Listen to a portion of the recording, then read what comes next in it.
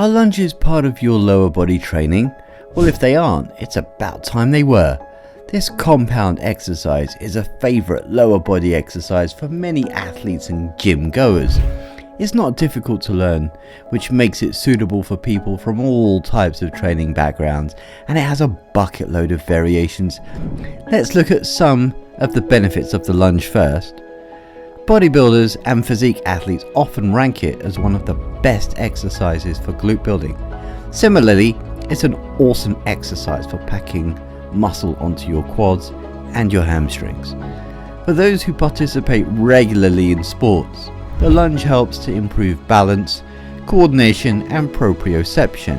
And if you're not a fan of squats, lunges are a fine replacement for your lower body conditioning and hypertrophy or muscle building training. Using a sandbag for lunge variations will freshen up your lower body workout routines and may kickstart some new gains.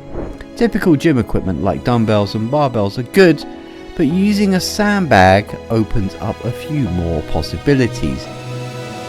For instance, lunges can be performed with the sandbag in the bear hug position, something which can't quite be done with barbells or dumbbells. Here's a short list of lunge variations to try, all of which can be performed with a sandbag. The forward lunge, reverse lunge, side lunge, and the rotational lunge.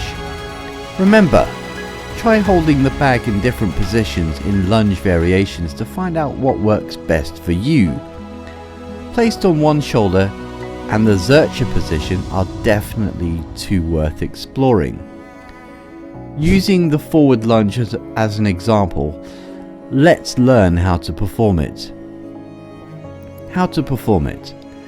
Set the sandbag into the position of your choice. Assume a shoulder width stance. Step forward with one leg keeping a slight forward lean on the torso.